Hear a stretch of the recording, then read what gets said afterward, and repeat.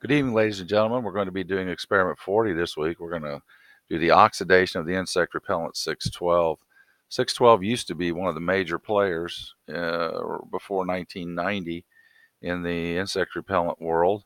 And it turned out the EPA filed a report in about 1991, and there were some potential developmental effects in EPA tests on lab animals. And so the EPA asked for this product to be taken off the shelves. That's when DEET started to make its play into the market.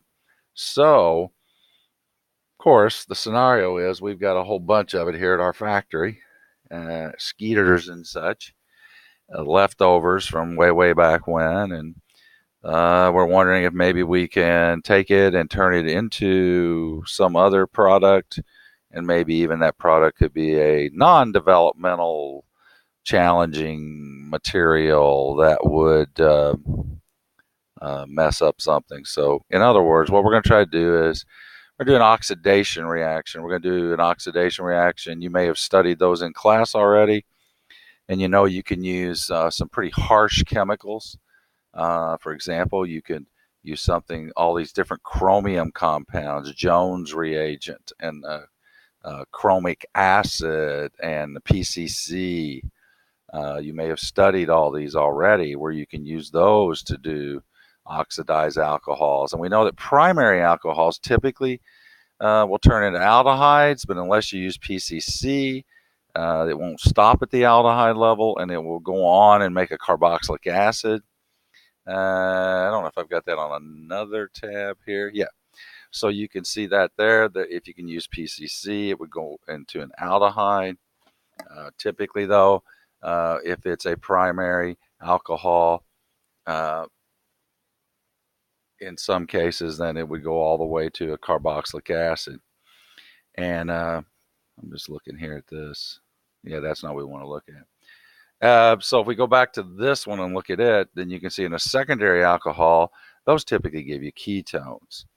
And so it turns out in our experiment, so we can get rid of all those harsh oxidizing agents. It turns out that you can just use simple household bleach to do the same trick. Household bleach in the presence of acetic acid will do the same job. So here's our 612, and 612 has these two alcohol groups on it. So we have three different possible products that could happen. We oxidize only one of them, the one out here on the end, and turn it into an aldehyde. This is a much weaker oxidizing agent than our chromic acids, so it might stop and actually stay there at the aldehyde. Or you'll notice we don't have a choice of a carboxylic acid product, so we know this is not a very strong oxidizing agent. Or maybe just this one goes and this alcohol stays and we get a ketone. Or if we get them both to go, we would get an aldehyde group and a ketone group.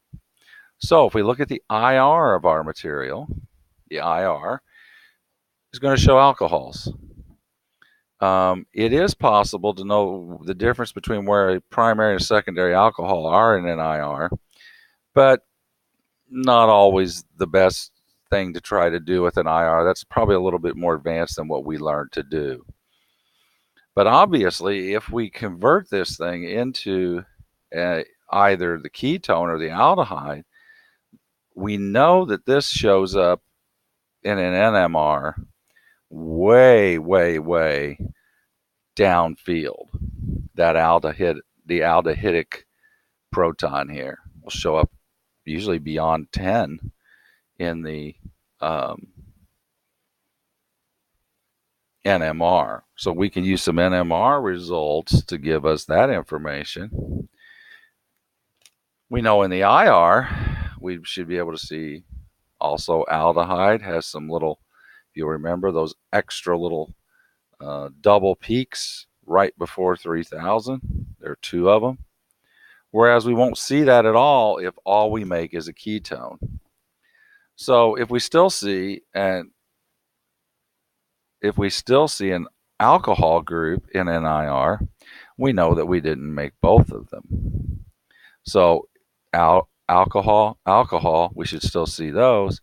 Aldehyde, we should see that double peak up around, that double peak just below 3,000. If we don't see those and we just see the formation of a peak at, somewhere in the 1700s, we know we've made these. And if we can get an NMR of this compound, if I'm having a difficult time finding one, we could see if the aldehydic proton shows up as well. But we should probably be able to get just the evidence we need from an IR when we make it. So it's a pretty simple lab. What we're going to do is we're going to make sure you calculate what 20 millimoles of the 2-ethyl-1,3-hexane diol is. And you could do it. I would recommend you weigh it as opposed to doing volume. But you probably could do volume if you needed to. And this time what we're going to do is it has to be done cold. I am going to give you a link to a little short video that shows you the actual reactions and things, and also what possible products you could make. And it's just a little short 4-minute video. This time we'll do the reaction in a 125 milliliter Erlenmeyer flask.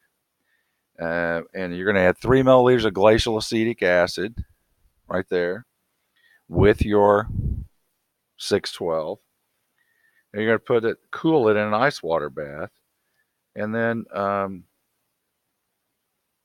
use a separatory funnel to add then the 30 milliliters of 6% bleach. I will have 6% bleach there for you. Drop by drop over about a 4 to 5 minute period. Then you take it out of the cold water bath. Make sure while you're adding the bleach, you keep it in the cold water bath. And then you're going to just let it stir for an hour. About every 10 minutes, you're going to need to test it with a special kind of paper. It's called starch iodide paper. It's like litmus paper. Don't dip the paper in. Take your stir rod, dip it in your solution, touch it to the starch iodide paper. Now, this stuff works weirdly.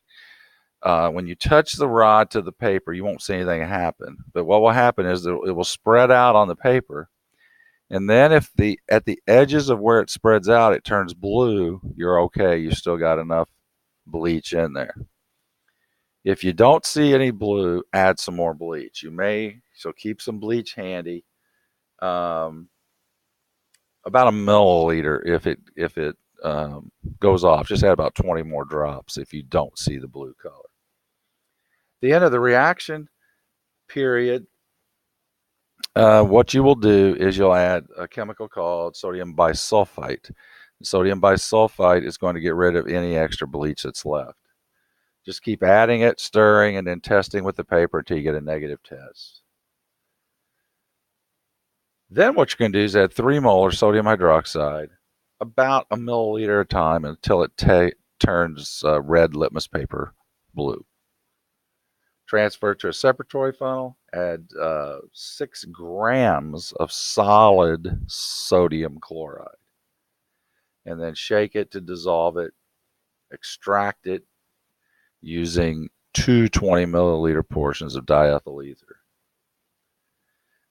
Ether will be on the top, and you're going to want to, so you're going to drain off the bottom, keep it, put the top ethyl portion in a beaker, put the salt layer back in, add another portion of ether, then drain off that bottom layer. You can get rid of it, and then combine the 2 top layers together. Dry that with some magnesium sulfate, decant that off, and then evaporate off the ether. I do recommend heat on the ether. You can gently heat it on a hot plate. Wouldn't hurt to have a little air on it as well. And then we will go run the IR on it.